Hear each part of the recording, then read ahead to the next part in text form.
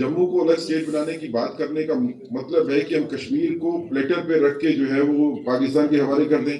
Elections जिस तरीके से करवाए गए हैं जम्मू कश्मीर में, उस तरीके तो जम्मू कश्मीर की सरकार के पास कोई इख्तियारात ही नहीं है। ये तो जम्मू कश्मीर के लोगों के साथ एक बहुत बड़ा मजाक है। ईवीएम ढा के कोई इलेक्शन करे। EVM is a bigger problem. कई जगह तो मुझे लगता है कि आज हालात ऐसे आ गए, पोलराइजेशन से भी बड़ी बात है ये। इतनी पोलराइजेशन है नहीं आज जितनी दिखाई जा रही है। शायद कोई भी आदमी नहीं चाहता कि जम्मू एंड कश्मीर की डिसइंटीग्रेशन होती। कोई भी जम्मू कश्मीर का आदमी ये नहीं चाहता था कि जम्मू कश्मीर को डाउनग्रेड किया। इस सेशन का आगाज सीनियर एडवोकेट सुनील सेठी से करूंगा। सेठी साहब, आपको भारतीय जनता पार्टी के प्रवक्ता के तौर पर मैं आपसे ये सवाल पूछ रहा हूं, क्या आपको भी ये लग रहा है इन इंतखाबात के खत्म होने के बाद, चूंकि आपकी हुकूमत जम्मू कश्मीर में नहीं बनी, इसलिए ये एक नए युग की शुरुआत नहीं है? और क्या आप भी ये मानते हैं कि इन इंतखाबात में एक्यूट पोलराइजेशन देखने को मिली और जिस तरह का मैंडेट जम्मू कश्मीर ने 1983 के इंतखाबात में दिया था कि इंदिरा गांधी ने जम्मू में नारा लगाया कि रीसेटलमेंट का बिल आया है, यहां मुसलमानों को बसाने की साजिश की जा रही है, तो उस नारे के ऊपर यहां 26 सीटें कांग्रेस ने जीती और उसके बिल्कुल उलट में भी कश्मीर में एक कैंपेन चली और वहां पर मेजॉरिटी नेशनल कॉन्फ्रेंस की थी। तो ये तब से एक गल्फ रहा है, एक खला रहा है। क्या आज आप मानते हैं कि साल 2024 में वो हालात पैदा हुए हैं कि इसी हॉल में एक नौजवान ने ये सवाल पूछा कि क्या जम्मू सेपरेट स्टेट की तरफ हम बढ़ रहे हैं? देखिए, ये मिक्सचर ऑफ क्वेश्चंस। अगर आप जो असेंबली यूनियन टेरिटरी के इलेक्शन के रिजल्ट के बाद के सिनेरियो को देखें कि इस सिनेरियो का मतलब पॉलिटिकली क्या है, ये चैलेंजेस डेफिनेटली है, ये चैलेंजिंग है जरूर। ये अपेरेंटली भी लगता है कि ये चैलेंजिंग है क्योंकि जम्मू में एक अलग विचारधारा को जो है वो सपोर्ट मिली है लोगों की। कश्मीर में एक अलग धारा जो उसके बिल्कुल विपरीत है, अपोजिट है, उसको सपोर्ट मिली है। इसके बारे में कोई दो राय नहीं है। दोनों विचारधाराओं को साथ लेके चलना जो है वही पॉलिटिक्स है। मैं इसका मतलब ये मत समझिए कि मैं कोई अलायंस की बात करता हूँ, लेकिन पॉलिटिकल रियलिटी ये है कि ये मैंडेट हो चुका है। अब इस मैंडेट को मिलने के बाद हालात जम्मू कश्मीर यूनियन टेरिटरी के कैसे बेहतर बनाए जा सकते हैं उसके बारे में सोचना होगा। मुझे लगता है कि चाहे भारतीय जनता पार्टी होगी या नेशनल कॉन्फ्रेंस हो, कांग्रेस हो, बाकी पार्टीज हो, सभी एक मुद्दे पे तो एक मत है कि जम्मू कश्मीर के हालात जो है वो सुधरने चाहिए, क्योंकि जम्मू कश्मीर के हालात सुधरेंगे तो तभी सभी की बेहतरी हो सकती है। देखिए, जम्मू कश्मीर के हालात सुधरने के साथ बड़ी चीजें लिंक्ड है। ज्यादा डिटेल में नहीं जाते हुए मैं आपको सिर्फ ये रिक्वेस्ट करूंगा कि जैसे स्टेट बनानी है तो कैबिनेट में इसको एक रेजोल्यूशन डाल के जो है वो करने की कोशिश की, उसके बाद असेंबली में ले आए स्टेटहुड के लिए। लेकिन ये सब कुछ लिंक्ड है कि हालात जम्मू कश्मीर यूनियन टेरिटरी के कैसे हालात बनते हैं जिसके बाद ये कदम जो है उठाए जा सकते हैं। इसी तरह बाकी चीजें भी लिंक्ड है। मुझे नहीं लगता है कि कोई भी पॉलिटिकल पार्टी ये चाहती है कि जम्मू कश्मीर के हालात जो है वो बेहतर ना हो। मैं आपसे सिर्फ ये रिक्वेस्ट कर सकता हूं कि 5 अगस्त 2019 के फैसले के बाद कंसोलिडेशन पीस की हुई है जम्मू कश्मीर में, इसके बारे में भी किसी को दो राय नहीं है। इवन जो हमारे पॉलिटिकल अपोनेंट है वो भी ये कहते हैं कि हालात तो ठीक हुए हैं और अपेरेंटली ग्राउंड पे दिखते भी हैं। तो जो कंसोलिडेशन पीस की हुई है जम्मू कश्मीर में 2019 के बाद से लेके आज तक, उस कंसोलिडेशन को आगे कैसे बढ़ाया जाए, इसके बारे में सारी पॉलिटिकल पार्टीज को अपनी विचारधाराओं को छोड़ते हुए हमको इस बारे में चिंता भी करनी चाहिए और आपस में हमारी इंटरेक्शन जरूर होनी चाहिए। सभी पॉलिटिकल पार्टीज की कम से कम इंटरेक्शन इस चीज के बारे में जरूर हो कि हालात अगर अच्छे हुए हैं तो उससे ज्यादा अच्छे कैसे हो सकते हैं, क्योंकि ज्यादा अच्छे हालात होने से मेरे जम्मू कश्मीर के यूथ जो है उनका फ्यूचर बनेगा, यहाँ की इंडस्ट्री का फ्यूचर बनेगा, बिजनेस भी ग्रोथ करेगी। खराब हालात में कोई आगे नहीं बढ़ेगा। तो सियासी ये जरूर है कि चैलेंजेस जरूर है। जम्मू का मत जो है वो एक पॉलिटिकल विचारधारा के साथ गया, कश्मीर का दूसरी पॉलिटिकल विचारधारा के साथ गया। लेकिन व्यापक तौर के ऊपर देखें तो हम सभी पीस के लिए कोशिश करने वाली पार्टीज है, और जिन्होंने पीस के खिलाफ बात करने की कोशिश की, चाहे वो इंडिपेंडेंट लड़े या किसी और हालत में लड़े, तो आपने देखा कि जम्मू कश्मीर की जनता ने उनको नकार दिया, बुरे तरीके से उनको नकार दिया। जिन्होंने तोड़ने की कोशिश की, आप सिर साहब एक तरह से आपके वक्तव्य से ये लग रहा है, आप ये कहने की कोशिश कर रहे हैं कि हमें रियासत या हमें यूनियन टेरिटरी के मुस्तकबिल की फिक्र करने की जरूरत नहीं है। हम जम्मू और कश्मीर को दो भागों में बांटकर बीजेपी नहीं देख रही है, और आप किसी सेपरेट स्टेटहुड के ख्वाहा नहीं है। देखिए, मैं आपको सीधी सी बात करता हूं कि मुझे बिल्कुल नहीं लगता कि जम्मू को सेपरेट स्टेट बनाना जो है वो किसी भी मसले का हल है। वो सल्यूशन जो है वो प्रॉब्लम से बड़ी होगी। जो आज आप प्रॉब्लम देख रहे हो, अगर जम्मू को स्टेट बनाने की बात होती है तो प्रॉब्लम जो है उसकी जो सोल्यूशन लेके आ रहे हो प्रॉब्लम से ज्यादा बड़ी हो जाएगी।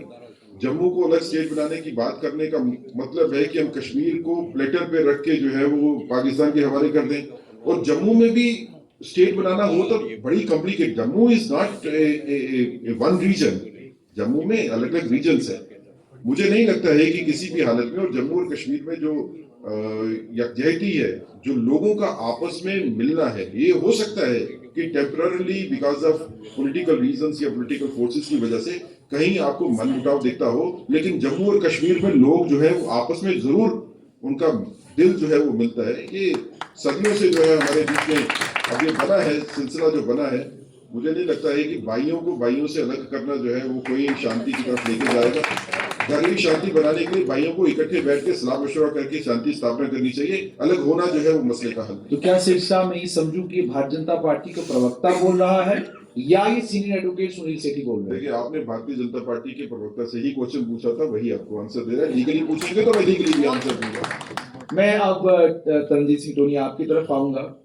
आपने सुन लिया कि बहुत बड़ी बात और बड़े नपे तुले अंदाज में नहीं, बड़ी खुल के सीनियर एडवोकेट सुनील सेठी ने कहा कि जम्मू कश्मीर को अलग करना मसले का कोई हल नहीं, ये मसले को बढ़ाना और परेशानी बढ़ाना। कांग्रेस लीडर के तौर पर आप इनके इस बयान को कैसे देखते हैं? फिर लद्दाख में क्यों नखेड़िया सी? Why have we separated Ladakh from the state? If that is not the solution, मेरे क्वेश्चन है कि why have we done this? Why have we built? हमने स्टेट को ही क्यों तोड़ दिया? हमने स्टेट को ही क्यों तोड़ा? Why have we brought down the status of statehood and separated this Leh Ladakh from us? हम तो ये सुन रहे थे शायद 3 मालगाड़ियां बैठी यूटी, शुक्र है 2 ही बनिया। लेकिन मैं समझता हूं कि जैसे इन्होंने कहा, I also vouch for this कि separation is no solution. Election आपने लड़ा, आपको खुद क्या महसूस हुआ? क्या आप भी मानते हैं कि वाकई पोलराइजेशन हुई, मुसलमानों ने मुसलमान होकर वोट दिया, हिंदू ने हिंदू होकर वोट दिया, वो नहीं हुआ कि आपने जम्मू कश्मीर के मुस्तकबिल को जहन में रखते हुए वोट? मेरा एक जवाब सुन तो पहले 2 गल्लां तुसीं पहले मैं पहले वाला कंप्लीट कर लांगा, क्योंकि मैं थोड़ा सा पिंड तो आने वाला आदमी हाँ, शहर आके कन्फ्यूज हो जाऊंगा ज़्यादा।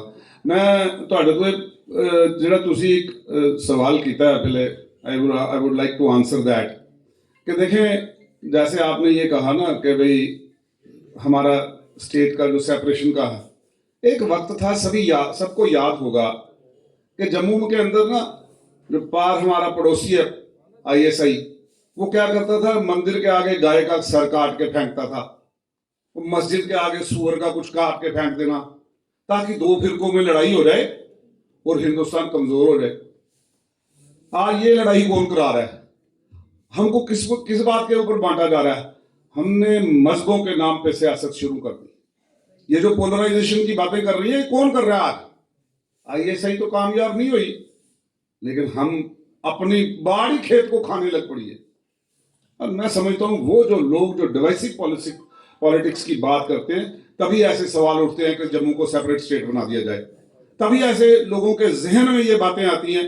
हमको we will have to rise much above, like he said कि डिफरेंट आइडियोलॉजीज होते हुए भी, डिफरेंट जो लोगों ने वोट किया उसके होते हुए भी, we will have to work together towards peace. That is the only way out for the bigger solution. जो ये कह रहे हैं कि भाई हाँ वो सोल्यूशन जो है वो प्रॉब्लम से बड़ी हो जाएगी, आई ऑल्सो मतलब स्टैंड बाय दैट। लेकिन एक चीज जो आपने पूछी कि भाई भाई आपका दूसरा सवाल भी था एक, आपको भी इलेक्शन के हाँ इलेक्शन के टाइम में दूसरा सिर्फ इतनी सी बात करूंगा कि भाई बोलूं वो कहता सच आखां ते भांबड़ मचदा, झूठ आखां ते तां कुछ बचदा। सच आखां ते भजदियां खाखां, मैं डरदी सच ना आखां। दो तीन गल्लां इस करके कीतियां ने कि हाथ ना आए तो थू कोड़ी को। ये जवाब देने से पहले बता रहा हूं, ईवीएम ढा के कोई इलेक्शन करे, EVM is a bigger problem. कई जगह तो मुझे लगता है कि आज हालात ऐसे आ गए, पोलराइजेशन से भी बड़ी बात है ये। इतनी पोलराइजेशन है नहीं आज जितनी दिखाई जा रही है। शायद मैंने महसूस किया, देखा है ऐसी जगह। मेरी ही एक 113 नंबर एक पोलिंग स्टेशन है मेरा, मैं कोट कर रहा हूं। अब ये ईवीएम है तो एक कैलकुलेटर में जितने पड़ेंगे उतने ही दिखाएगा। अब हमको तो हरियाणा का इलेक्शन देखने के बाद नजर आया कि 99% वाली बैटरी वाली जो मशीन है इसको रिजेक्ट किया जाना चाहिए। तो साड़ियां तो बथेरियां सी 99 वाली। I couldn't but I had no knowledge about कि भाई इसको कंटेस्ट करना है। लेकिन साथ ही साथ एक मेरे पोलिंग स्टेशन के ऊपर मिसाल के तौर पर 100 वोट है, वहां पे निकलते हैं 102 या 3। वो 3-4 ज्यादा कैसे आते हैं, वो क्वेश्चनेबल चीज है। सो इसलिए एक बंदा नाइजीरिया में बैठ के आपसे एक ओटीपी लेता है, वो सारा का सारा सवेरे बैंक तुम आपने कितने पैसे छोड़े कितने रखे उसकी मर्जी है। तो ओटीपी तो सरकार की गोद च बैठे था इलेक्शन कमीशन। तो इस करके मैं कह रहा हूं कि ये जो पोलराइजेशन के साथ साथ ये भी एक आंसर है। दूसरा हो सकता है किसी को पसंद आए ना पसंद आए, but I would like to say what the people are feeling, because I am a leader, I reflect the feeling of the people. So this is one of the greatest feeling going towards within whole of India। 144 crore 40 crore आखे नहीं 44, क्योंकि जो तुझे आपको वो सच है इसलिए कि जनाब 140 या 44 जो भी साहब ने आख्या वो जिन्ने ने आज they are feeling election should be without EVM, it should be through ballot था।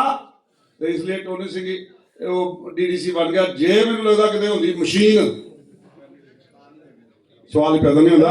और मैं आपसे ये कहूं कि बाकी जो है बातें आगे भी आप कर रहे हैं, यूथ की भी बातें कर रहे थे सारे। जम्मू कश्मीर ऐसे लग रहा है, जम्मू खासकर ऐसे लग रहा है we are educationally bankrupt. There is no one के जो ये कह सके कि he can be the vice chancellor of Jammu university, he can be vice chancellor of squash, he can be vice chancellor of some other university. कोई है ही नहीं। जब कब टॉप पे आपका कोई नहीं होगा तो नीचे आपका कोई नौकरी नहीं लगेगी, कोई कुछ नहीं होगा। तरनजीत जी इसमें मैं आऊंगा। जुल्फिकार साहब, आपने पिछले दिनों इलेक्शन खत्म होने के बाद एक नारा दिया, आपने कहा वक्त आ चुका है कि रजौरी पुंछ के लोग एक अलग रास्ता चुन ले अपने लिए। मकसद क्या था आपके कहने का? और आप वजीर रह चुके हैं, आपके अब्बा वजीर रह चुके हैं। रजौरी पुंछ के लोगों का मुकद्दर बदलने का मौका आपको रजौरी पुंछ के लोगों ने बड़ी बार दिया। आप मिनिस्टर भी रहे, आप महबूबा मुफ्ती के करीबी भी रहे, आप पावरफुल कैबिनेट मिनिस्टर भी रहे। तो अब ये नारा देने की जरूरत आपको साल 2024 में क्यों पड़ी? Thank you. सबसे पहले तो मैं भाई साहब, आपको अपॉर्चुनिटी होगी, आप क्वेश्चन बाद में पूछ सकते हैं। सबसे पहले तो मैं मुबारकबाद दूंगा हल्लाबाल की टीम को कि उन्होंने एक इनिशिएटिव लिया। और मैं पीर पंजाब से ताल्लुक रखता हूं और यहाँ जम्मू में पहली बार एक इतनी अच्छे लेवल का इवेंट हो रहा है जहां क्रॉस सेक्शन ऑफ सोसाइटी के लोगों को, डिफरेंट पॉलिटिकल पार्टी के लोगों को एक प्लेटफॉर्म पे इकट्ठे करके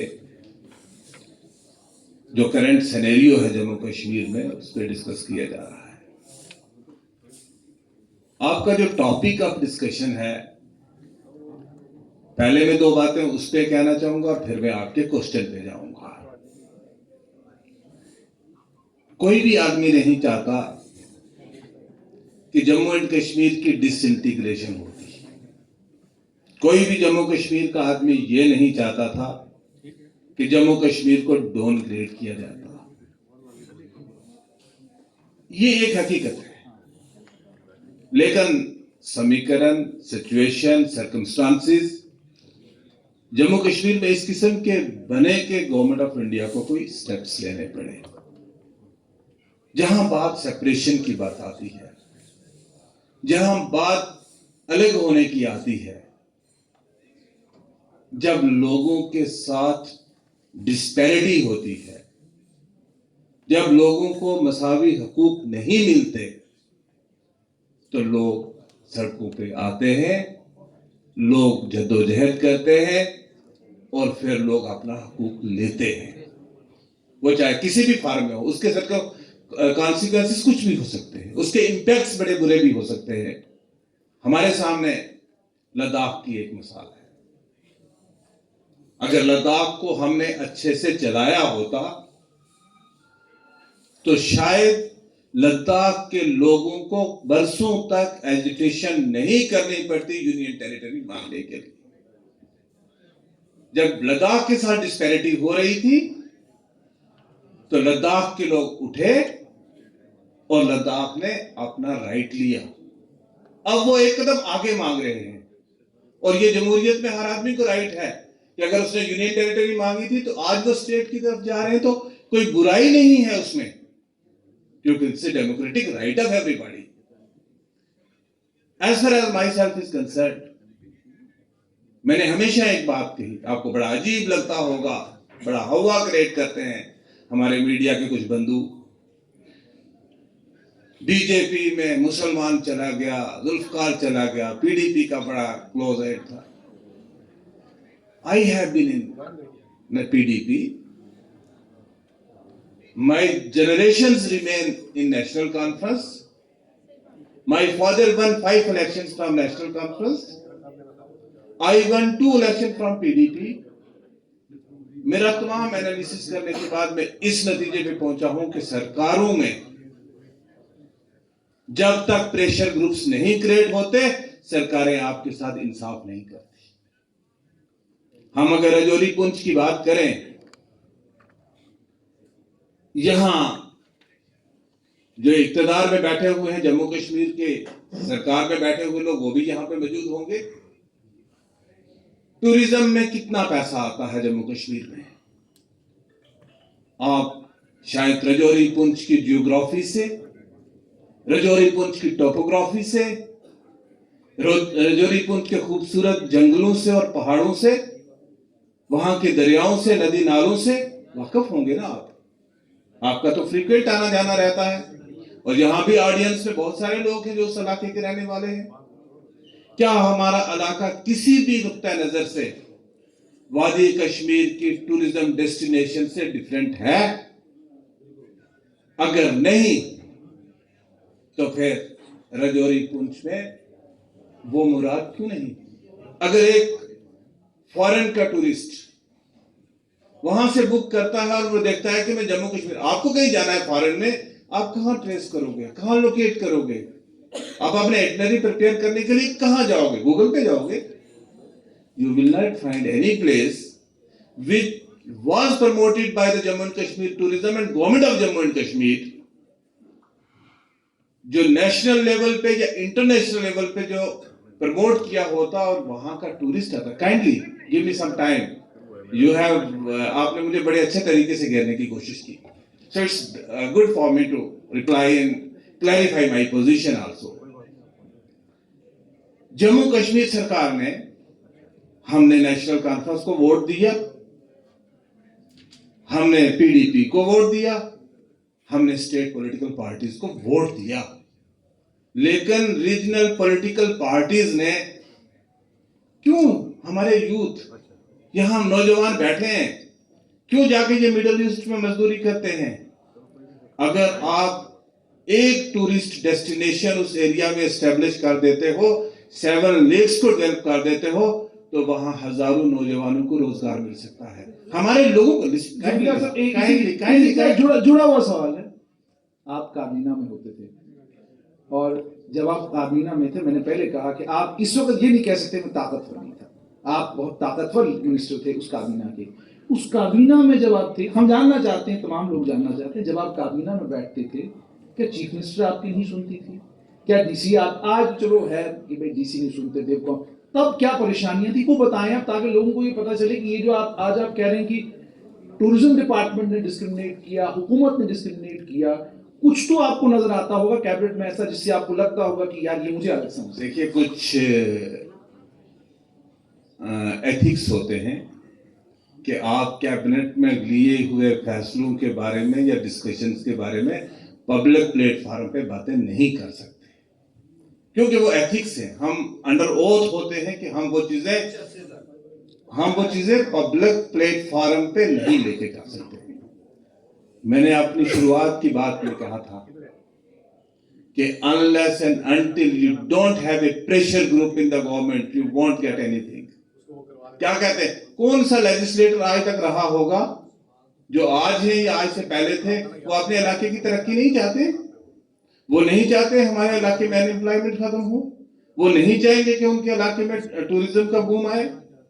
तो मेरा कहने का मतलब यही है कि रजौरी पुंछ के लोगों को, खित्ता पीर पंजाल के लोगों को एक अपनी पहचान बनाने की जरूरत है। It may be in any shape with in the state of Jammu and Kashmir, या आने वाले समय में जम्मू कश्मीर किस सिमत जाता है उसमें जम्मू कश्मीर रजौरी पुंछ के लोगों का क्या रोल होगा, मैं उस कंटेक्स्ट में ये बात कर रहा हूं। शाहनवाज, मैं आपसे जानना चाहूंगा, आप नए नए डीडीसी बने और जब आप सुरनकोट गए, सुरनकोट में बहुत ताकतवर लीडर रहे। मैं भी सुरनकोट का, मैंने भी चक्कर लगाया और मुझे वहां जाकर ये महसूस हुआ कि कुछ कुछ डोडा जैसा ही है। जैसे मेरे डोडा के हालात है, कोई आपके उससे ज्यादा बुरे नहीं, उतने ही आपके बुरे हुए हैं कि आप बस स्टैंड पे खड़े हो जाएं तो धूल मिट्टी से आपका चेहरा भर जाता है, फिर आपको तलाश करना पड़ता है कि भाई तो क्या वजह है। और आज जैसा इस मौजू भी यही है कि क्या इन इंतखाबात के बाद आपको भी महसूस होता है जुल्फिकार साहब की तरह कि वक्त आ चुका है कि आप छोटे छोटे खाने बनाएं, छोटे छोटे सब रीजन्स को आइडेंटिफाई करें और उन सब रीजन्स को आइडेंटिफाई करके उन्हें आज़ाद कर दें, उन्हें खुद मुख्तार कर दें ताकि वो अपना फैसला खुद करें? आपको भी लगता है? बहुत शुक्रिया जुनैद भाई, और सबसे पहले अल्लाह बोल चीफ एडिटर डॉक्टर जहूर मोदी साहब और उनकी पूरी टीम को जो है मैं बधाई देना चाहता हूँ, मुबारक करना चाहता हूँ कि इतना बड़ा इनिशिएटिव जो है वो आज जम्मू में लिया है, इस कनक्लेव को यूनिट करवा के। जहाँ तक टॉपिक पे हमारा पहले डिस्कशन है और सारे हमारे मेरे सीनियर कोलिग्स ने, सीनियर लीडर्स ने अपनी बात रखी है, मैं मानता ही नहीं हूँ कि जो है जम्मू कश्मीर के असेंबली इलेक्शंस में आज जम्मू कश्मीर में जमहूरियत को रिस्टोर किया है, डेमोक्रेसी को रिस्टोर किया है या जमहूरियत की बहाली हुई है। मैं इस बात को मानता नहीं, क्योंकि जो असेंबली इलेक्शंस जिस तरीके से करवाए गए हैं जम्मू कश्मीर में, उस तरीके तो जम्मू कश्मीर की सरकार के पास कोई इख्तियारात ही नहीं है। ये तो जम्मू कश्मीर के लोगों के साथ एक बहुत बड़ा मजाक है। हाँ, ये हो सकता है कि आप अगले 1-2 महीने में अगर मरकजी सरकार जम्मू कश्मीर की पूरी तरीके से स्टेटहुड रिस्टोर कर दे तो मैं मान सकता हूँ कि हाँ जमहूरियत जम्मू कश्मीर में बहाल हुई है। मैं तो मानता ही नहीं हूँ, और मैं तो ये कहता हूँ कि जब हिंदुस्तान हमारा देश जो है वो दुनिया का सबसे बड़ा डेमोक्रेसी, लार्जेस्ट डेमोक्रेसी कहते हैं, 5 अगस्त 2019 के बाद जो जम्मू कश्मीर के साथ हुआ, 2018 के बाद 2024 में इलेक्शंस हुए, वो भी मैं कह रहा हूँ उसको मैं इलेक्शंस सही नहीं मानता हूँ। तो ये डेमोक्रेसी की ब्लैक स्पॉट है, इतिहास में तारीख की में लिखा जाएगा कि ये काले शब्दों से लिखा जाएगा कि जम्मू कश्मीर के साथ ये क्या हुआ। और कांग्रेस लीडर के तौर पर कह रहे हैं? बिल्कुल कह रहे हैं, क्योंकि 6 साल से इलेक्शन नहीं है जम्मू कश्मीर में। आपने जमहूरियत से लोगों के हक एक दिन किसी का हक छीनना, और फिर इतने सालों तक जम्मू कश्मीर के लोगों का हक छीनना, और फिर उसके बाद आप ये कह रहे हैं कि आप स्पेशल स्टेटस की बात कर रहे हैं, हम कॉन्स्टिट्यूशनल गारंटीज की बात कर रहे हैं। 370 को क्यों डिस्कशन? 370 क्या था? कॉन्स्टिट्यूशनल गारंटीज हमारे स्पेशल सर्कमस्टेंसेस है जम्मू कश्मीर के। जम्मू कश्मीर को आप दिल्ली के साथ कंपेयर नहीं कर सकते हो। आप यहाँ की टोपोग्राफी, यहाँ की सेंसिटिव कंडीशंस, यहाँ की जिस तरीके से मिलिटेंसी से दूर से ये रियासत गुजर रही है, हमारा पड़ोसी मुल्क ने किस तरीके से शिकार किया है इस रियासत को, और जिस तरीके से हमारा नौजवान जम्मू कश्मीर का जिस मेंटल ट्रामा से गुजरा है, बताए देश की किस रियासत के नौजवान जो उस मेंटल ट्रामा से गुजरे हो। और फिर आप कहते हैं कि यहाँ जम्मू कश्मीर के लिए आप कॉन्स्टिट्यूशनल गारंटीज, यहाँ की लैंड की प्रोटेक्शन, यहाँ के हमारे रिसोर्सेज की प्रोटेक्शन, हमारे कल्चर थ्रेट में है। जम्मू कश्मीर का कल्चर, जम्मू का कल्चर, डोगरा कल्चर, जम्मू वालों से कहना चाहूंगा, हमारा कल्चर डाउन द लाइन 10 साल बाद याद रखेंगे जम्मू के लोग कि हमारा डोगरा कल्चर कितना बड़ा थ्रेट में आया है। आज क्राइम हमारी शहर में जो कभी नहीं सुना था हमने 20 साल से, आज जम्मू शहर में वैसा क्राइम शुरू हुआ है। तो ये स्पेशल कंडीशंस थी जम्मू कश्मीर की, जिसमें हमारी कॉन्स्टिट्यूशनल गारंटीज की जरूरत है हमें। हमारे लैंड प्रोटेक्शन, हमारे नौजवानों की रोजगार का प्रोटेक्शन, हमारे कल्चर का प्रोटेक्शन। लेकिन आज लोगों को गुमराह कर रही है। मैं बीजेपी से सवाल करना चाहता हूँ, ये जम्मू कश्मीर को स्पेशल स्टेटस सिर्फ नहीं था। हिंदुस्तान की कितनी रियासतें, गुजरात को आप बेस्ट मॉडल मानते हो, बीजेपी कहती है गुजरात हमारा देश का बेस्ट मॉडल है। चलिए मान लेते हैं बेस्ट मॉडल है, तो आपने 371 गुजरात को क्यों स्पेशल स्टेटस दिया है? आप सबसे पहले अनाउंस करिए कि गुजरात से स्पेशल स्टेटस वापस दिया जाए। आज बीजेपी के मैं देखता हूँ गुजरात में कैसे हालात पैदा होंगे। तो अगर आप गुजरात में स्पेशल स्टेटस देना चाहते हैं, मुझे याद है आज जब मैं पहली बार मिजोरम गया, मैं हैरान हुआ। एयरपोर्ट में जब किया तो इनर लाइन परमिट लेने की जरूरत पड़ी। मिजोरम के वहां के कांग्रेस स्पीकर लिख के दिया कि हाँ ये हमारे मेहमान हैं और हम इनको यहाँ परमिट करते हैं। जब अरुणाचल में इंटर किया, अरुणाचल प्रदेश में, तो वहां पे भी मुझे परमिशन की जरूरत पड़ी। आपकी देश की आप हिमाचल में प्रॉपर्टी नहीं खरीद सकते हैं, आपकी पड़ोस की रियासत है। तो जब 371 के थ्रू बात कॉन्स्टिट्यूशनल गारंटीज की है, और मैंने आपको बताया कि जम्मू कश्मीर की स्पेशल कंडीशंस हैं, स्पेशल सर्कमस्टेंसेस हैं, जिसमें आपको कॉन्स्टिट्यूशनल गारंटीज देनी होगी जम्मू कश्मीर के लोगों की। तो अगर आप ये कॉन्स्टिट्यूशनल गारंटीज के बगैर जम्मू कश्मीर में इलेक्शन करवाते हैं, और फिर आप डाउनग्रेड करके यूटी में जिस जम्मू कश्मीर के चीफ मिनिस्टर के पास, उनके काबीना के पास, उनके एमएलए के पास अख्तियारात ही नहीं है, तो फिर कौन से असेंबली के इलेक्शन करवाए? तो ये खाई गहरी होती जाएगी जब तक आप जम्मू कश्मीर का पूरे तरीके से जम्मू कश्मीर हकूक वापस नहीं देंगे, तब तक जो है जम्मू कश्मीर में गाय खाई और गहरी होगी। शेख साहब, आपसे इस सवाल का जवाब चाहूंगा। ये बार बार एक आपकी एक सवाल रह गया, बस बिल्कुल ब्रीफ में कहूंगा। जो आपने खिता पीर पंजाल की बात की, जो जुल्फकार साहब भी जिसकी बात कर रहे थे, देखिए सब रीजन्स को एम्पावर करने की जरूरत बात है। सच बात जो है वो डंकी की चोट पे कहनी चाहिए कि कहीं जम्मू और कश्मीर के बीच में, जम्मू और कश्मीर की लड़ाई के बीच में चिनाब वैली हो, खासतौर पर खिता पीर पंजाल हो, या कुछ और सब रीजन्स भी हों, वो इग्नोर हुए हैं, नजरअंदाज हुए हैं, साफ दिखते हैं तरक्की के लिहाज में, जिसका आपने खुद बयान किया कि मुझे उनको इग्नोर किया गया है। अगर उनको एम्पावर करने के लिए जिस तरह आपके पास लद्दाख का हिल डेवलपमेंट काउंसिल है, आप वो भी कर सकते हैं। आप खिता पीर पंजाल को डेवलपमेंट काउंसिल दे के एम्पावर कर सकते हैं, मगर डिसेंट्रलाइज करना पड़ेगा आपको पावर्स को, और आपको इन सब रीजन्स को एम्पावर करना पड़ेगा। उसके लिए हाँ, हम लेकिन इतना बड़ा कदम नहीं उठा सकते जिसमें हम डिवाइड हो जाए। हम डिविसिव पॉलिटिक्स नहीं है, जिस तरह लद्दाख को आपने अलग कर दिया, अब आप जम्मू अलग बात करने ही कर रहे हैं, रजौरी पोच को अलग करने की बात कर रहे हैं। तो ये एक और जो है बड़ी, हम इसको फिर खाई को और गहरा कर रहे हैं, लेकिन हमको एम्पावर करना होगा। सिर्फ साहब, मुझे थोड़ा सा ये चाहिए कि आपने पहले भी सुना होगा, जितने भी लोग इस पर बात कर रहे हैं वो बार बार एक बात पर एम्फेसिस कर उनका है, 371 और 370, इसमें फर्क क्या है? क्या 371 भी वैसा ही है जैसा 370 है, या 370 में कुछ खास मुराद हैं जो खास चीजें 370 में नहीं थी? ये बहुत जरूरी है, क्योंकि जब हम डिविसिव पॉलिटिक्स की बात करते हैं उसका एक बड़ा अहम हिस्सा ये है कि जनाब चलिए 370 अगर आप नहीं देते तो 371 दे दीजिए। तो क्या है? देखिए, 370 को समझने से पहले आपको कुछ हालात को समझना पड़ेगा। मैं लंबा तो इसको नहीं लेके जाऊंगा, लंबे बात नहीं करूंगा। 370 को समझने से पहले हालात समझने पड़ेंगे। 370 by itself didn't give any rights to anybody. 370 कोई राइट नहीं देता है किसी को.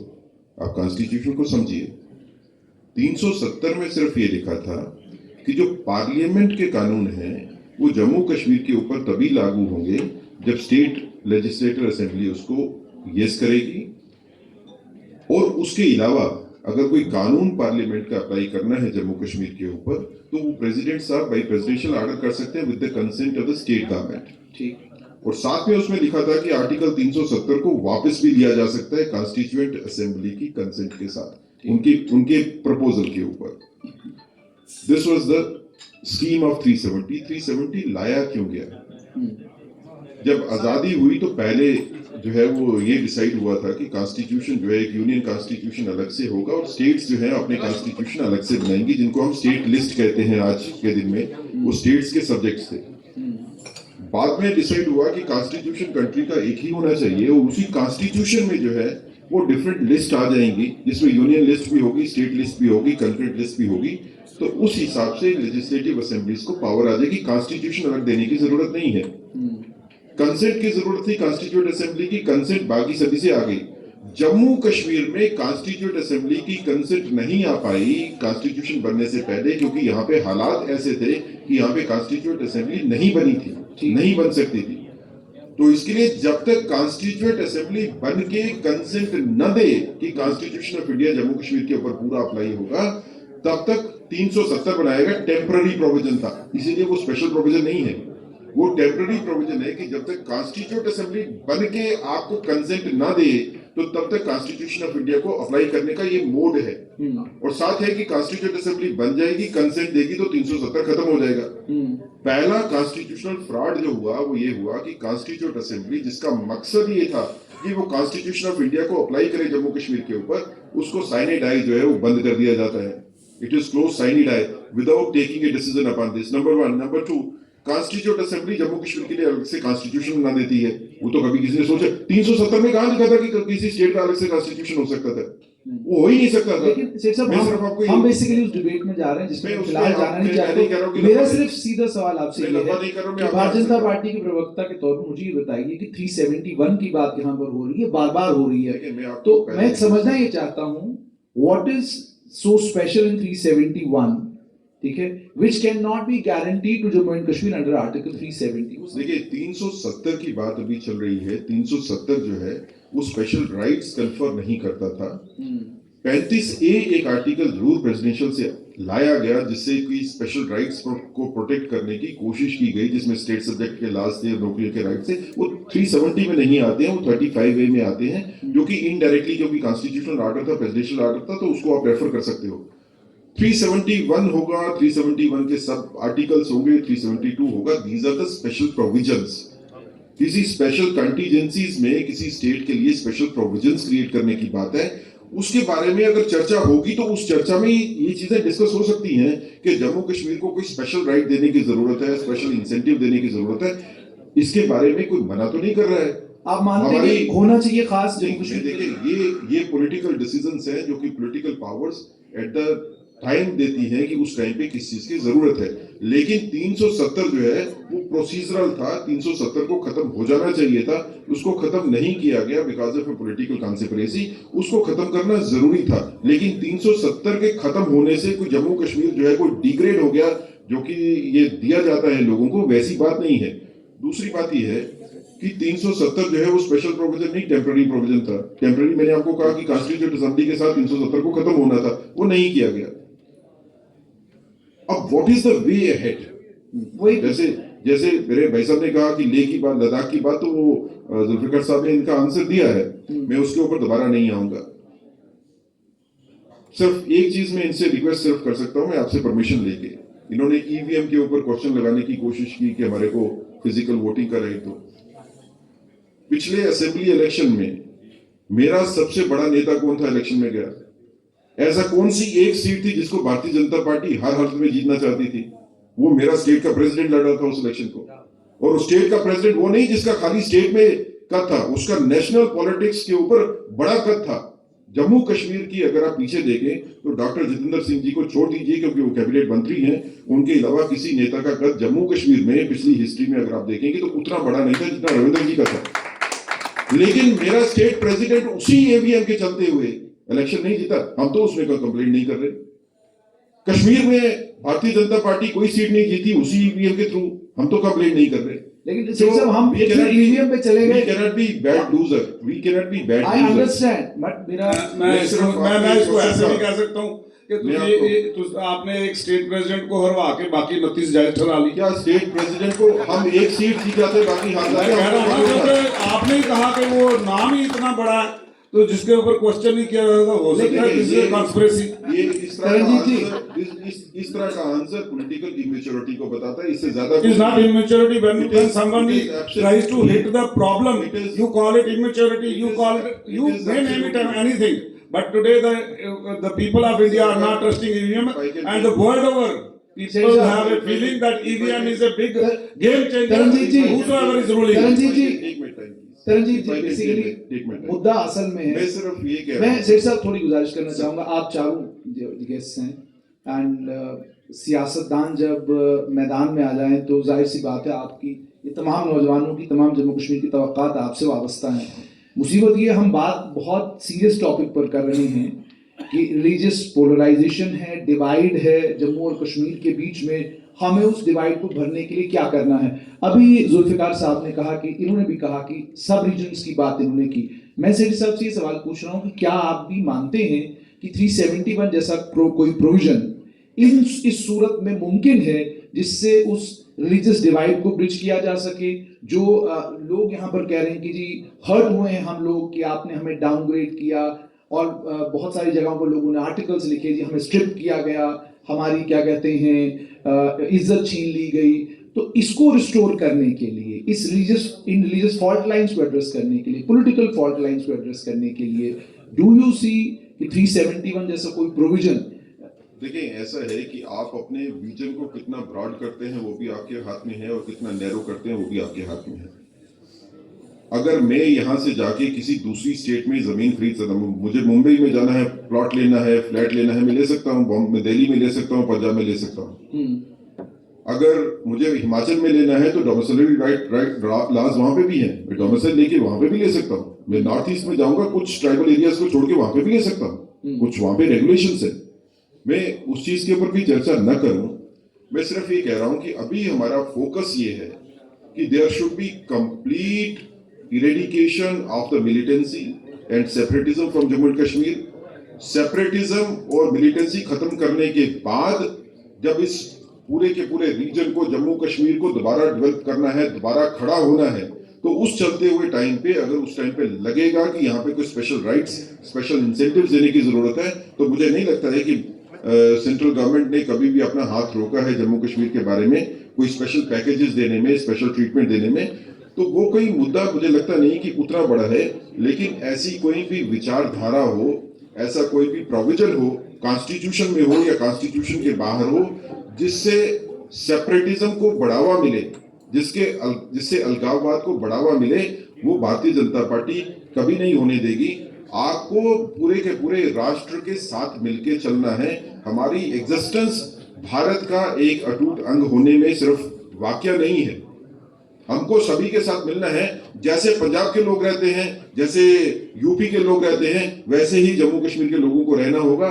हम एक बड़ी डिफिकल्ट सिचुएशन से निकल रहे हैं। शाहनवाज साहब, देखिए सेक्रेटरी साहब की मैं बहुत कदर करता हूँ, बहुत हमारे रिस्पेक्टेड जम्मू कश्मीर की एक पर्सनैलिटी हैं, मगर अब इनको मजबूरी है, बीजेपी की लाइन कहनी है तो वो कहनी पड़ती है। लेकिन सच्चाई ये है कि हालात जम्मू कश्मीर के और ज़्यादा ख़राब हुए हैं। जो आप पीस की बात कर रहे हैं, आप मुझे बताइए, जम्मू रीजन में तो बिल्कुल पीस थी। पुंछ में कितने हमारे जवान शहीद हुए, राजौरी में कितने शहीद हुए, कठुआ में इंसिडेंट हुआ। पूरे जम्मू कश्मीर में आप डाटा उठा के सिंपली देख लीजिए कि पिछले 2 साल में कितने आतंकवादी हमले हुए हैं और कितने हमारे जवान शहीद हुए हैं। और ये भी चेक कीजिए कि कितना हमने उस प्रॉब्लम को आइडेंटिफाई किया, कितने मिलिटेंट्स को हमने एलिमिनेट किया। और फिर 2019 से पहले का भी आप डाटा देख लीजिए, आप कंपैरिजन कीजिए अगर आप कहेंगे अगली बार आप एक डिबेट कर लीजिए सिर्फ, मैं फैक्ट फिगर्स लेके आऊँ, आज लेके नहीं आया हूँ, वरना मैं पूरा फैक्ट फिगर्स लेके आऊँगा कि किस दिन कहाँ क्या इंसिडेंट हुआ और कितना हमारा देश का नुकसान हुआ। लेकिन शाहनवाज साहब, इसमें बेसिकली जब आप ये फैक्ट्स एंड फिगर्स कोट करते हैं और आप ये कहते हैं कि अभी भी हालात ठीक नहीं हैं, तो मैं आपको J&K रीऑर्गेनाइजेशन एक्ट जब लाया गया उसमें नीचे एक स्टेटमेंट ऑफ ऑब्जेक्शन रीजन है कि जनाब हम कानून ला क्यों रहे हैं। उस कानून में तो मरकजी सरकार ने कहा ही यही कि यहाँ लॉ एंड ऑर्डर की प्रॉब्लम है इसलिए हम लाए हैं। तो अगर आप लॉ एंड ऑर्डर की प्रॉब्लम के होते हुए ऐसा है कि अगर कहीं पे कोई मिलिटेंसी की वारदात हो गई, मिलिटेंसी की तो वारदात को 100% तो कंट्रोल नहीं किया जा सकता, तो अमेरिका भी नहीं कर पाया। अगर कहीं पे वारदात होती है तो हमारी पॉलिटिकल पार्टीज या पॉलिटिकल सेटअप, मैं किसी एक पार्टी की बात नहीं करता हूँ, वो उस वारदात को कैसे देखती है। हमारे को एटीट्यूड चेंज करना पड़ेगा। हमारे को जैसे इसराइल का एटीट्यूड है वैसा होना चाहिए कि अगर कहीं पे मिलिटेंट अटैक हुआ तो सारे का सारा पॉलिटिकल और सोशल सेटअप जो है वो खड़ा हो जाता है उसके। ये नहीं होता कि कहीं अटैक होगा तो उसको इस्तेमाल किया जाएगा कि सिचुएशन खराब हो गई, हालात खराब हो गए, सिक्योरिटी खत्म होगी।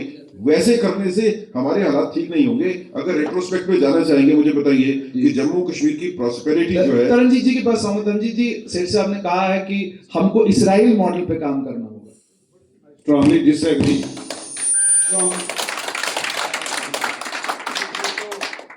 We are again promoting वही एक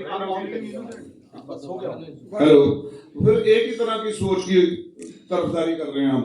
हमारा देश जो है ये विभिन्न जातियों धर्मों से बना हुआ ये गुलदस्ता है, फिर एक ही रंग के फूल अच्छे नहीं लगेंगे। मैं ये समझ रहा हूँ Israel model fighting against the militancy में इजराइल मॉडल किसी नहीं, धर्म विशेष के बारे में इसराइल को हमारे देश का मॉडल फॉलो करना चाहिए। नहीं, Israel should follow India. You are not respecting the, आप हिंदुस्तान की रिस्पेक्ट ही नहीं कर रहे, फिर आप से दबाई हुई है। नहीं, मतलब फिर आप वो नहीं चाह रहे हो कि जो हिंदुस्तान है वो नहीं होना चाहिए। मतलब ऐसा नहीं है। मैं I have like everybody else said, Sethi sahab is a respected man of militancy के सामने झुका हुआ शाम हिंदुस्तान नहीं चाहिए। नहीं, मिलिटेंसी के सामने झुका हुआ हिंदुस्तान नहीं चाहिए। कब झुका? अब उस कब झुका? मैं पूछना चाहता हूँ कब झुका? वही झुकते हो। कोई नहीं झुका। यहाँ पे मनिंदर जीत सिंह बिट्टा जैसे लोग आज भी घूमते हैं, वो उन्होंने 10 बार जख्मी हुए। मैं एक मिनट बात सुनिए, यहाँ पे होम मिनिस्टर लोन शहीद हो गया इसी जंग को लड़ते लड़ते। मैं कहता हूँ अनेकों ही एमएलए एमएलसी कितने लोग शहीद हुए यहाँ से। कौन झुका? कौन झुका है? मिलिटेंसी के आगे कोई पार्टी नहीं झुकी है। हिंदुस्तान झुकेगा कभी मिलिटेंसी के आगे? प्लीज, आपने कहा हिंदुस्तान झुका है, मिलिटेंसी के आगे कभी नहीं झुका। कोई भी पार्टी रूल कर रही है, कोई नहीं झुकी मिलिटेंसी के आगे, ना कोई झुकेगी। It is not a BJP, Congress, NC और any party. Nobody will bow down before militants. Never ever. लेकिन जी थोड़ा सा टॉपिक आपसे सवाल पूछ रहा हूँ मैं, थोड़ा सा वापस आते हैं आतंकवाद से और इसराइल से। जम्मू कश्मीर के मुस्तकबिल की बात हो रही है ना, मैं सवाल पूछ क्योंकि उन्होंने बोला था, मैंने कहा इसमें पूछ लो आपसे। तो मामला ये है कि थोड़ा सा जम्मू कश्मीर वापस आते हैं और जुल्फिकार साहब की बात को मैं आगे लेकर बढ़ता हूँ। क्या वजूहात रही, आप कांग्रेस में हैं, क्या वजूहात रही कि 1953 से लेकर साल 2002 तक जम्मू कश्मीर में टूरिज्म के नाम पर अगर कुछ प्रमोट हुआ तो एक रीजन प्रमोट हुआ, कोई गलत बात नहीं, होना चाहिए, लेकिन बाकी तमाम रीजन को इग्नोर किया गया। साल 2008 रंगराजन कमेटी की यहाँ पर आती है, उसकी एक रिपोर्ट बनती है। उस रिपोर्ट में रंगराजन कमेटी कहती है कि जनाब हिंदुस्तान का दूसरा सबसे बैकवर्ड इलाका डोडा है, दूसरा सबसे बैकवर्ड इलाका डोडा, बिहार के बाद, बिहार की किसी। और उसके बाद थोड़ी देर के बाद एक और सर्वे हुआ, साल 2005 में एक सर्वे हुआ, एंटी करप्शन सर्वे। कहा गया कि मुल्क की सबसे करप्ट सरकार अगर कहीं पर है, करप्ट स्टेट अगर कोई है तो जम्मू कश्मीर है। ये नहीं 2005-6 की मैं बात, मैं इसलिए सवाल पूछ रहा हूँ, ये हालात में, इन हालात में आपको क्या लगता है? ठीक सी ना सवाल सुनिए ना पूरा। पुरानी सरकारें और 10 साल की ये सरकार, 10 साल की ये सरकार, क्या उन्होंने जम्मू रीजन के साथ, तमाम जितने भी जम्मू रीजन के इलाके में साथ इंसाफ किया है? आप पहले एक पॉलिटिकल पार्टी में भी रहे और अब आप कांग्रेस में हैं, क्या आपको लगता है कि आपकी कांग्रेस ने जम्मू रीजन के साथ पिछले 70 साल में इंसाफ किया है? मेरा सवाल तुसी बार बार चेंज कर रहे हो, चलो, लेकिन लोगों के सवाल हैं। I would like to answer every query that people have. एक तो ये है कि जैसे मैंने पहले कहा, जैसे भाई board of before the militancy कोई भी सरकार नहीं रहेगी और कोई भी सरकार नहीं चाहेगी कोई इलाका रह जाए तरक्की के बिना। और जहां जहां रह गया ना, वहां वहां सरकारों से ज्यादा मैं समझता हूं कि जो लोकल नुमाइंदे थे उनका भी कसूर है। ऐसा नहीं है कि मैंने ये चीज देखी जब मैं डीडीसी बना कि कौन सी चीज है कैसे रह सकती है, कौन किस मुद्दे को कितना परस्यू करता है, कौन कितना पीछा करता है अपने मुद्दों का, बस वही चीज रह जाती है जिसकी अटेंशन हम नहीं दे पाते हैं। अक्सर पावर में आने के बाद मुझे एक बड़ा शौक था कि मेरा सुचेतगढ़ बॉर्डर जो है वो टूरिज्म की एक पैमाने पे आए। मैं गया, अब ये पार्टी पॉलिटिक्स से ऊपर उठ के बात करूंगा। मौजूदा एलजी साहब के पास फाइलें ली मैंने, अलग अलग सब्जेक्ट की बना के चल पड़ा। मैंने कहा जी हमारे को वहां पे ना परेड चाहिए, वो वहां पे पाकिस्तान की तरफ से। मैं कहा जी हमने पाकिस्तान से क्या करना, हम अपनी तरफ करेंगे। Kind of he agreed. और मैंने हमारे बीएसएफ के जो आईजी साहब थे, हमारे दोस्त थे, हमने उनको रिक्वेस्ट की, महीने भर में वो तैयारी हुई। हमने भी पूरा फंड शायद वहां पे लगाया और पूरी सड़कें तैयार करी। कुछ लोगों ने ब्यूरोक्रेसी में बहुत मदद की। शैलेंद्र जी थे उस वक्त पीडब्ल्यूडी में, सड़क को चौड़ा करने का बात करी, हो गई सारी। मुझे 1 साल लगा इसी प्रोजेक्ट के ऊपर, बट अल्टीमेटली आज पूरे जम्मू के लिए I have created a place. आपको जम्मू पूरे में इतनी बड़ी सड़क नहीं मिलेगी जितनी मैंने सुचेतगढ़ में बनाई। और वहां पे जाके आप परेड देख सकते हो। हर सैटरडे संडे के लिए आप एक पूरा बॉर्डर टूरिज्म डेवलप हो गया। मैं ये समझता हूं कि जब हम ये कहें कि कोई सरकार नहीं कर रही, फिर इसका मतलब है कि मैं अपना जिम्मा उठा के सरकार पे थोप रहा हूं। और मैं थोड़ा सा यानी तो जी आप बिल्कुल साफ तौर पर ये कह रहे हैं कि जितने भी लोग इससे पहले बरसर इक़्तिदार रहे और इन इलाकों से जिनके पास जिम्मेदारियां नहीं, सब नालायक थे, नहीं कर पाए, इसलिए नहीं नालायक नहीं थे, ऐसी नहीं मैं कह रहा हूँ। फिर क्यों नहीं कर पाए? ये लफ्ज नहीं मैं इस्तेमाल कर रहा था। क्यों नहीं पाए? मैं कह रहा हूँ, मैं उसी मुद्दे पे आ रहा हूँ, कौन किस मुद्दे के कितना पीछे पड़ता है।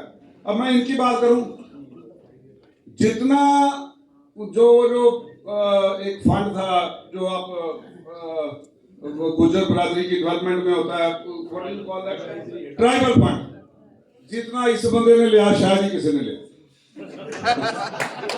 मेरा उड़ा के गए, क्योंकि मैं पीछे पड़ा। मैं कहा जा किधर रहा है, फिर मैं जुल्फकार साहब को क्या आखना सी, पर लेकिन मैंने भी कोई चैनल चलाया थोड़ा सा। मैंने भी अपने गुजर में जोड़ा बस्ती थी, मेरी थोड़ी सी बस्तियां थी, वहां तक मैं किसी तरह पहुंचाया। ऐसा नहीं है, इनका भी फोकस रहा होगा, इन्होंने अपने तरीके से डेवलपमेंट करी है and he is not for development, ऐसा नहीं है। लेकिन कहीं ना कहीं किसी एक मुद्दे से फोकस हट जाता है कहीं से। टूरिज्म को मैंने आपको बताया कि मैंने क्या सीखा जब मैं पावर पोस्ट पे आया, तो ये एक वजह है। और दूसरा, रिसोर्सेज हमारी सरकार के पास बड़े कम है। We don't have an income generation projects of our own state. Having the largest potential of power generation, लेकिन पावर जनरेशन जब बीजेपी सरकार में नहीं थी तो इन्होंने यही किया, जम्मू के साथ नाइंसाफी, जम्मू के साथ नाइंसाफी। पूरा 70 साल गाना गा के, पर जितना इन्होंने नाइंसाफी की थी किसी ने नहीं की थी। सारे बच्चों को बोला आप डेली वेतन को पक्का करेंगे, किया इन्होंने। 10 साल राज किया, डायरेक्टली और इनडायरेक्टली दोनों तरफ से नहीं किया। इन्होंने नौकरियां दी नहीं दी, लेकिन आज एक तरीकाकार बना लिया गया। नहीं, जब तक हम सबसे पहले लड़ेंगे मिलिटेंसी का एंड होगा, फिर आपका शुरुआत होगी। ना 9 मन तेल होना, ना राधा ने नचना। फिर इसका मतलब ये हो गया। मैं एक बात मेरी गलत मैं ये कह रहा हूं कि जनाब नौकरियों पे पूरी तरह से फेल हो गए हम कह रहे हैं कि बाहर से इन्वेस्टमेंट आ रही है। मुझे गिन के बताएं कौन सी इन्वेस्टमेंट आ रही है। जो बाहर की रियासतों में वो प्रोजेक्ट जो एनवायरमेंट के हिसाब से सेफ नहीं है वो यहां आके लगे। रेड इंडस्ट्रियल हमने अपना बसा बसाया चमन उजाड़ने की तरफ चल पड़े। हम कह रहे हैं इंडस्ट्रियलाइजेशन हो रही है। वाई रेड इंडस्ट्री हो रही, वाई नॉट ग्रीन इंडस्ट्री? तो आप मैं थोड़ा सा उसी पे आ रहा हूं। मैं सिर्फ ये कह रहा हूं कि जनाब ये आपके इंटरेस्ट के ऊपर है, आप करना चाहते हो कितना। हमने आपको एक बात बता दी है, आपके पास सारी चीजें थी, सरकार इनके पास थी 10 साल। मुझे बताएं वाइस चांसलर जम्मू यूनिवर्सिटी का बाहर से क्यों लाया, क्यों इंपोर्ट किया? क्या जम्मू एजुकेशनल बैंक था? क्यों उन्होंने बाहर से लाया? आज आप एग्रीकल्चर यूनिवर्सिटी की बातें करते हैं, वहां पे फाइलें दबी पड़ी है लोकल बच्चों की और उनका काम नहीं होता। मैं आपको बता रहा हूं कि बहुत सारी मुद्दे ऐसे, नॉट बिकॉज कोई पॉलिटिकल डिफरेंसेस है ना, ऐसी कोई बात नहीं है। I have highest regard for Ravinder Rana ji. मैं कहता हूं बेबाक आदमी है, चाहे जितनी मर्जी इसकी अपोजिशन हुई, जो मर्जी हुई, इसने लोगों में जाकर सुनी है।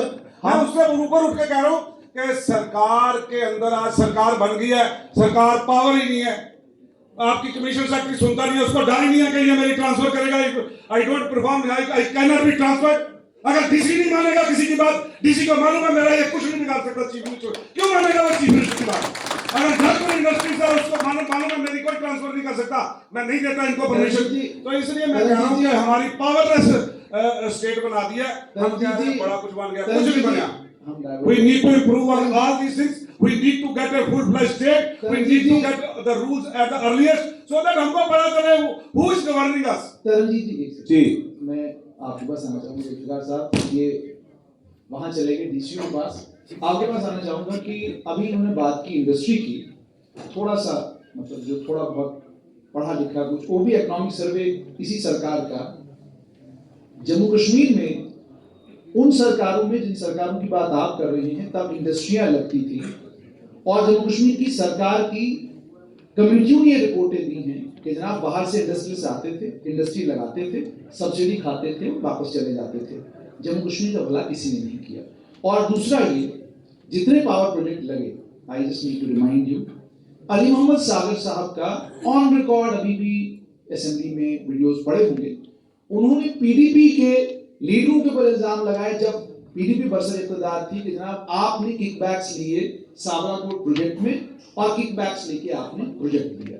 फिर उसके बाद जब बरसर इक़्तिदार पीडीपी आई, नेशनल कॉन्फ्रेंस आई, तो पीडीपी वालों ने उनके ऊपर इल्जाम लगाया कि जनाब आप लोग पहले लेते थे और आपने पहले लेकर ही हाइड्रो प्रोजेक्ट यहाँ पर लगाए। तो इस सियासत से थोड़ा बाहर आते हुए जुल्फिकार साहब आपके पास आना चाहूंगा कि क्या आपको लगता है कि रीजनल फॉल्ट लाइंस को खत्म करने के लिए बहुत ज्यादा जरूरी है कि जितने भी रीजन्स का जो भी टूरिज्म पोटेंशियल है या उनके अंदर मिनरल को लेकर कोई पोटेंशियल है, किश्तवाड़ की बात करें वहां पर सफायर माइंस हैं, अगर हम रजौरी पुंछ की बात करें तो आपकी मुगल रोड के ऊपर जबरदस्त टूरिज्म का पोटेंशियल है, पुंछ में बहुत सारी तारीखी जगहें हैं और पुंछ एक तारीखी शहर रहा है। तो आपको क्या लगता है क्या कुछ करने की जरूरत है, और क्या आपको भी लगता है कि that regional fault lines can be buried only अगर इन तमाम इलाकों को यकसा एक जैसी इंपॉर्टेंस मिले, और उस इंपॉर्टेंस के लिए आप लोग क्या काम करें? Exactly I agree with you कि हमारे जम्मू कश्मीर की जो जियोग्राफिकल पोजीशन है, जो हमारी टोपोग्राफी है, अगर हम चनाब रीजन की बात करें तो चनाब जो जम्मू रीजन का सब रीजन है उसमें हाइड्रो इलेक्ट्रिक का सबसे बड़ा पोटेंशियल है। और बदकिस्मती ये है कि जो चनाब बिजली प्रोड्यूस करता है वो नॉर्दर्न ग्रिड में जाती है और वहां से हमें महंगे दामों में खरीद के यहाँ लानी पड़ती, इन्वेस्टमेंट हुई है। हम अपने दरियाओं पे हमारे पास कंट्रोल नहीं, क्योंकि हमने एक इंडस वाटर ट्रीटी की पाकिस्तान के साथ। जो दरिया जम्मू कश्मीर के मफादात के थे वो दरिया हमने पाकिस्तान को दे दिए, और जो दरिया लखनपुर के पार मफादात के थे लखनपुर के पार के मफादात के थे, वो आपने रख ली। अब मैं पॉलिटिक्स को नहीं लाना चाहता, लेकिन जब 1947 के बाद दरिया बांटे गए जम्मू कश्मीर के, तो उस वक्त भाजपा सरकार में नहीं थी। एक बात। दूसरी बात मैं जो कहना चाहूंगा, सेठी साहब ने बड़े डिटेल तरीके से एलेबोरेट किया। हालांकि आपने पैनल गलत चूज किया है, शाहनवाज साहब मेरे अजीज हैं, लेकिन कांग्रेस की अगर हम बात करें तो 70 बरस तक कांग्रेस को इस मुल्क में 60 साल तक तकरीबन हुकूमत करने का मौका मिला।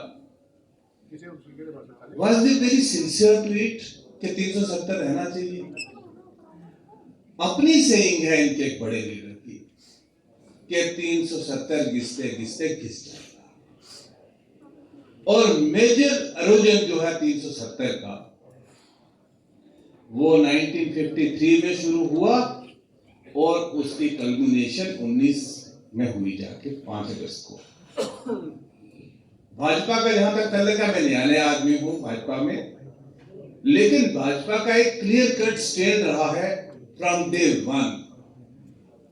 वो 370 के खिलाफ थे, उनने जो अपना काम करना था किया, लेकिन वो पार्टी, वो जमात जो ये कहे कि हम एक सेकुलर हिंदुस्तान की बात करते हैं, हमारी विचारधारा सेकुलर है, हम जम्मू कश्मीर के लोगों के मफादात का तहफ़्फ़ुज़ करना चाहते हैं।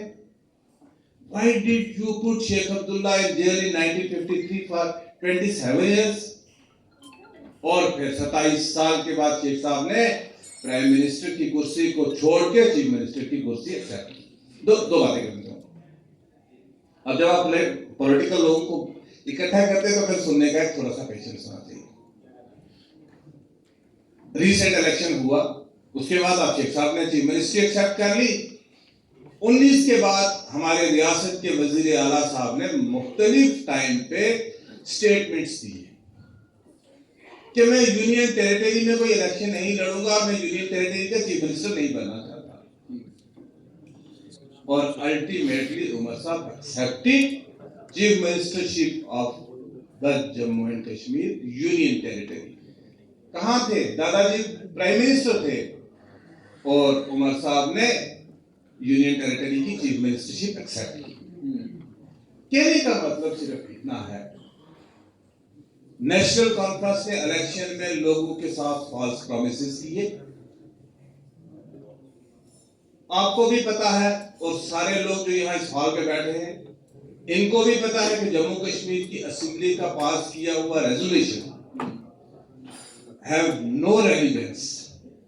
क्या वो हिंदुस्तान की पार्लियामेंट से पास किया हुआ कानून को वापस कर सकते हैं? नो। इतना हरिडली, अब लोग तो तरह तरह की बातें करते हैं जो मैं इस मंच पे नहीं करना चाहता कि क्यों हरिडली वो रेजोल्यूशन पास किया, लेकिन कहने का ये है कि आप लोग तो ये भी कहते हैं, ज्यादा बेशतर लोग यही कहेंगे कि वो रेजोल्यूशन आपकी मदद के लिए पास किया गया, लोग कहते हैं। अब ये तो लोग जानते हैं, लोग अच्छे से समझते हैं क्यों किया। मुझे नहीं पता इसके बारे में, क्यों इसका मतलब कोई कुर्बत मुझे नहीं पता है, मुझे नहीं पता इसके बारे में, लेकिन मैं ये कहता हूं कि मैं, आप जिस तरफ ले गए थे मैं उस तरफ नहीं गया। तो कहने का मतलब ये है कि इन्होंने इलेक्शन लड़ा यूनियन टेरिटरी में, और जब यूनियन टेरिटरी में आप इलेक्शन लड़ रहे थे तो आपको अपने इख्तियारात के बारे में पता था कि सरकार यहां बनेगी यूनियन टेरिटरी की, इसमें मेरे पास तो इख्तियारात यही होंगे। उमर साहब खुद भी कहते रहे कई बार, मैं तो लिबरासी भी नहीं बदल सकूंगा। आज क्या रोना है? आज तो रोना नहीं बनता। लेकिन जुल्फिकार साहब, मैं आपको दोबारा याद करूं, मेरा सवाल बिल्कुल इस तरफ नहीं था। मामला बेसिकली मेरा सवाल ये था कि नूरी फिल्म बनी बदरगाह में बड़े पुराने टाइम में। मेरा सवाल उससे जुड़ा हुआ था कि हजरत ऐसा क्या हुआ जम्मू कश्मीर की सरकारों के साथ, जो उदारवादी सरकारें थी, जो डेमोक्रेटिक सरकारें थी, कि उसके बाद ये पूरा रीजन आपको भूल गया, और उसी के नतीजे में जब लोगों के पास रोजगार नहीं होता तो लोग उसके बाद उन तमाम मुसीबतों में पड़ जाते हैं जिन मुसीबतों में आज लोग पड़े हुए हैं। अगर आप रीजनल फॉल्ट लाइन्स की बात करेंगे, जो कहते हैं खला है, आप 1977 के इंतखाबात को देखिए, जनता पार्टी को जम्मू ने क्या मैंडेट दिया, आप 83 में आइए, जनता पर उसके बीजेपी को क्या मैंडेट, कांग्रेस को कौन सा मैंडेट, किस प्लेटफॉर्म पर, किस बुनियाद पर मिला। तो मैं इसलिए आपसे पूछ रहा हूं कि क्या इस इलाके की बदहाली के लिए और इन रीजनल फॉल्ट लाइंस के लिए जिम्मेदार कौन है? क्या आप कांग्रेस को जिम्मेदार मानते हैं, नेशनल कॉन्फ्रेंस को जिम्मेदार मानते हैं, खुद को जिम्मेदार मानते हैं? क्योंकि आप देखिए, मैं आपको सिंपल कहूंगा कि आपने जो टॉपिक ऑफ डिस्कशन शुरू से किया था, मैं उस टॉपिक पे चलूंगा कि फ्यूचर क्या है, व्हाट्स वे अहेड। अब रिलीजियस पोलराइजेशन की बात आपने की, आप मुझे ये बताइए, मैं उस बात पे आता हूं 2 मिनट की, 1 सेकंड 30 सेकंड के बाद। आपने रिलीजियस पोलराइजेशन की बात की, मेरी जमात का एक स्टैंड डिफरेंट है, वो उनका स्टैंड ओपन है, दैट इज नॉट कि बिहाइंड द कर्टन कुछ है या आगे कुछ है। लेकिन सबसे ज्यादा रीजनल पोलराइजेशन अगर मेरे रीजन में की है तो एक ऐसी सेकुलर पॉलिटिकल पार्टी ने की है जो अपने आप को सेकुलरिज्म का अलंबरदार कहलाते हैं। मैं इनकी बात नहीं कर रहा हूं। फिर किसी नेशनल कॉन्फ्रेंस की बात कर रहे हैं? नेशनल कॉन्फ्रेंस से एक ही नुमाइंदे हमारे पास, चलिए कोई बात, लेकिन ये हमारे मतलब रिकॉर्डेड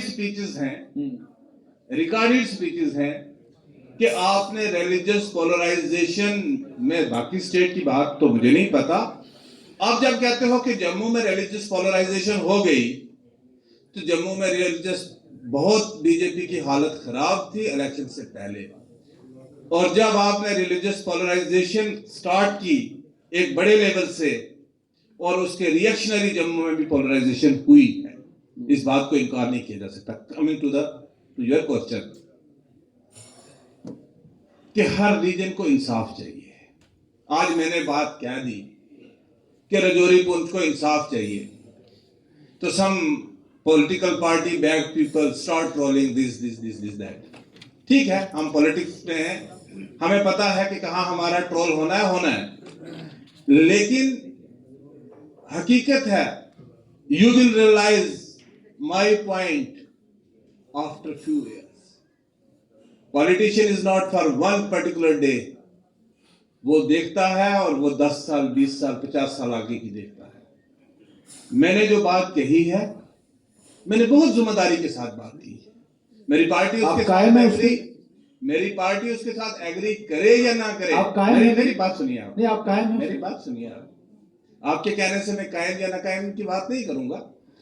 मैं ये कहूंगा कि जब रीजनल डिस्पैरिटी खत्म नहीं होगी, लोगों के अंदर एक लावा पक रहा है, वो फटेगा, वो चनाब वैली में भी जाएगा, वो रजौरी पुंछ में भी जाएगा, और वो रियासत के दूसरे जो अजला है वहां तक भी वो पहुंचेगा।